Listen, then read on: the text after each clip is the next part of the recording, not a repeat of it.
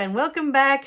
And guess what? We are up to step 5. I'm so excited and I just can't hide it. Oh, yeah. Okay, so step number 5 of how to change your past and embracing your authentic self. So, again, let's explain, because this may be your first video, so I don't mean to sound too repetitive, but if it is your first one stepping in, you're probably thinking, what's she talking about? So, to change your past is the same as embracing your authentic self, is the same as spiritually awakening, becoming enlightened, or becoming self-aware. They're all pointing to the same thing. To change your past, you become aware of your beautiful self. You become aware of the love that you are. You awaken to the spirit that you are. You are spirit having a human experience. So step number 5, and this is a beautiful gift that you've been given throughout your life, but we never think of them this way because mostly in our childhood we are taught that they're negative things. But in step number 5, we're going to learn to sit with anger when it shows up. We're going to learn to sit with fear when it shows up, and we're going to learn to sit with pain when it shows up. Instead of reacting when something is happening, okay, someone's in your face about something and they're making you really angry. Yes, you can react, right? You can react back as much as you want. But then even if you do react, okay, let it out in that moment. If you need to, just go for it, right? But then take a moment later and sit with yourself. And instead of thinking that it was about that moment that created the anger, I want you to sit with that anger and ask, why are you here?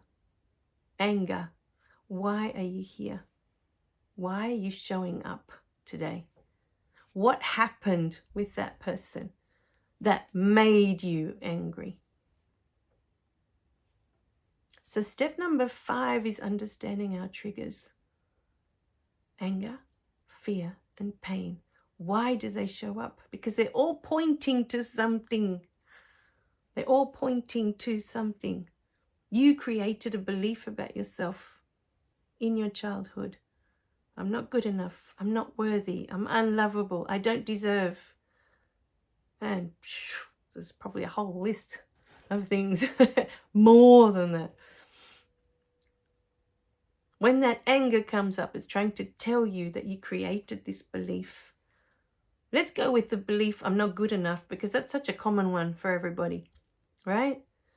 So you've had this interaction with this person today, this experience that made you extremely angry. And at the time you reacted, lashed out and said your bit, yelled or did whatever, right? That's over.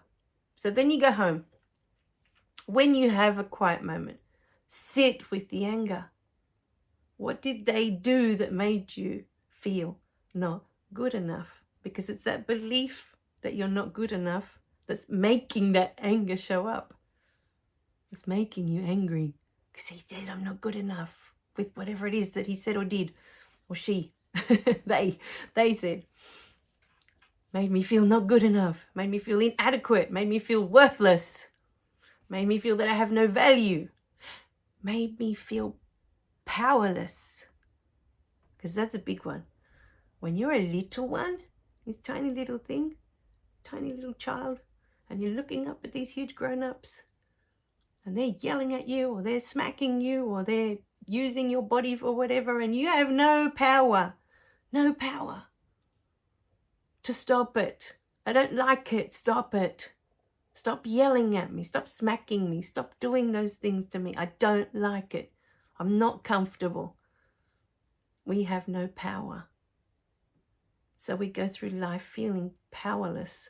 And when someone brings that up, they overpower us. They make us feel powerless. It makes us angry, or it makes us sad, or it makes us afraid.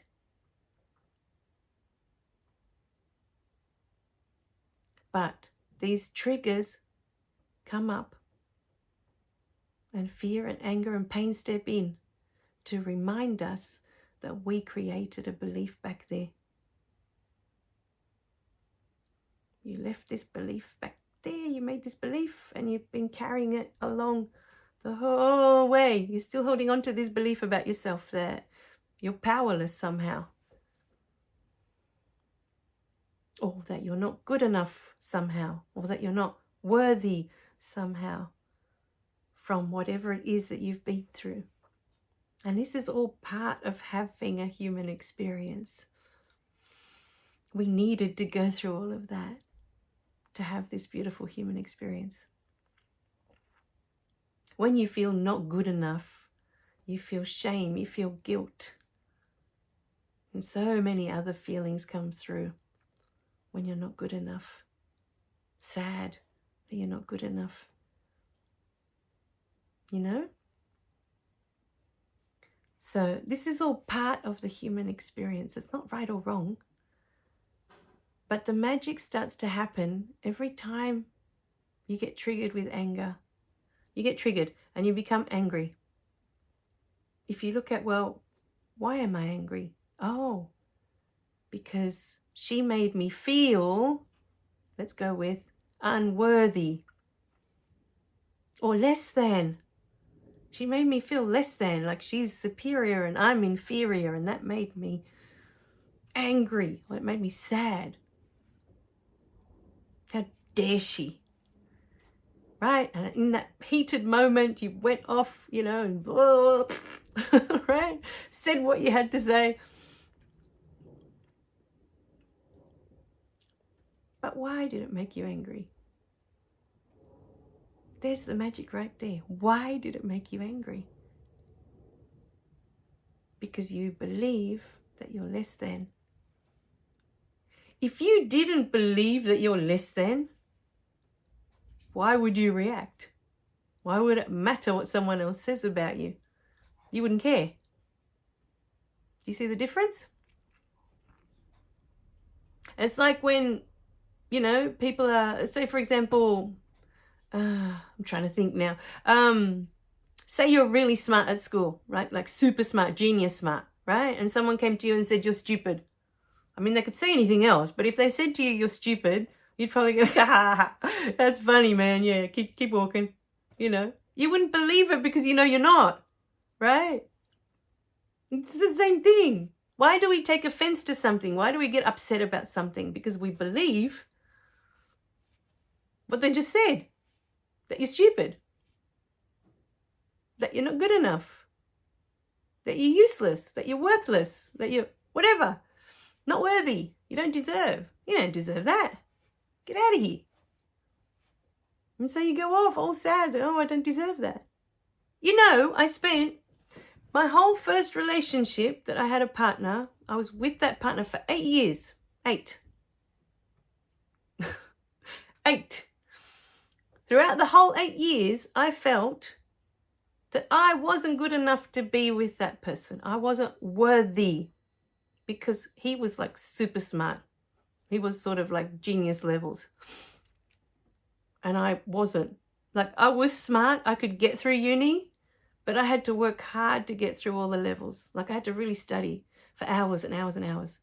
Whereas he would just sit there, for half an hour and he'd be done. Okay, I'm ready to do the test, the exam now. And he'd ace them. And I'd be like, oh, So there was always that. But apart from that, I found this partner incredibly beautiful in every way, So I always felt like I wasn't worthy of being with this person. And that hurt. Nobody likes to feel that they're not worthy of being with someone they love. It hurts. I know, because I've already been through it. And so in the end, I ended that relationship because I couldn't spend another day feeling that way about myself.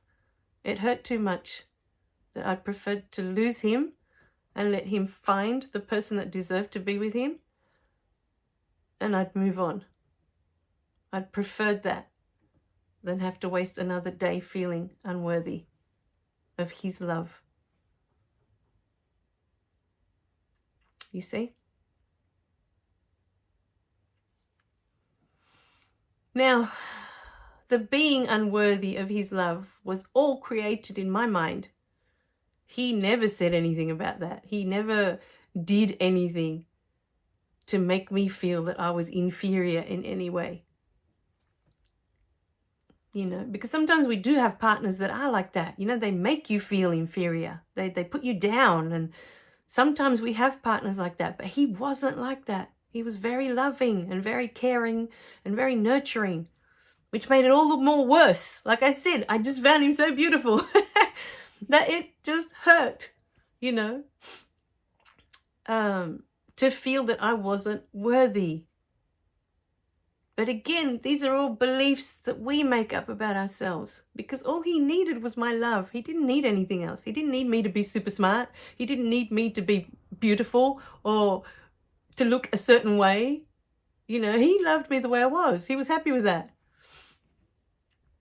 But I thought, and no matter what he said, I always thought I was less than. I wasn't good enough to be with him. And it took that relationship to realize many, many years later that I was enough, just as I was. I was enough.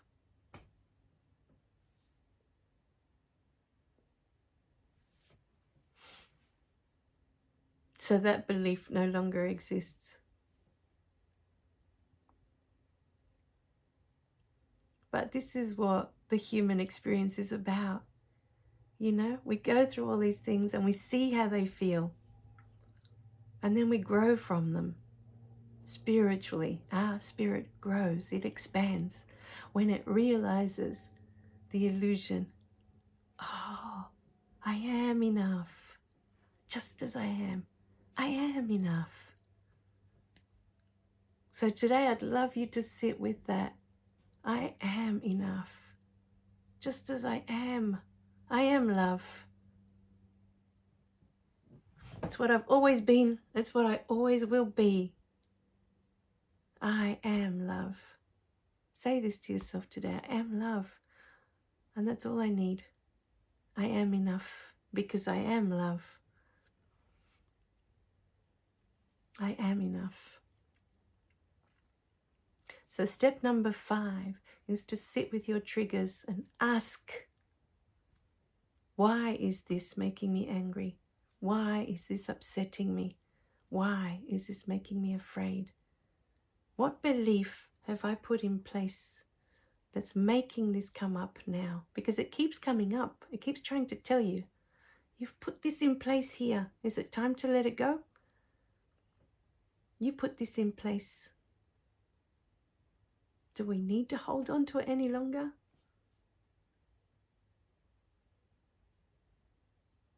Because the belief is not the truth. A belief is just a belief, but it's never the truth. It's something we create for us to have this human experience. The beliefs that you're not good enough, the beliefs that you're not worthy, the beliefs that you're not lovable or that you can't be loved.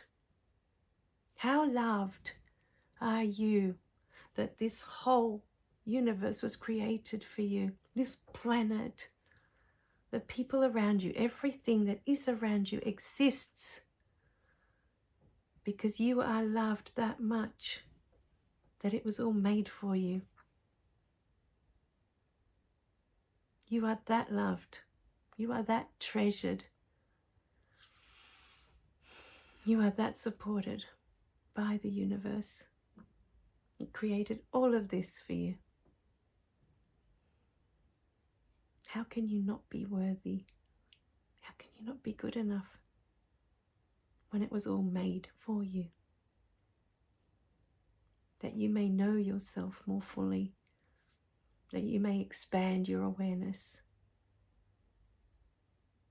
All right, my darlings, step number 5, sit with your triggers and ask, what are you trying to show me? What are you trying to tell me? What have I put here that no longer serves me? All right, my darlings, I love you guys. Remember to click like and subscribe so you don't miss any of the messages. And I'll see you in the next video, okay? Bye for now.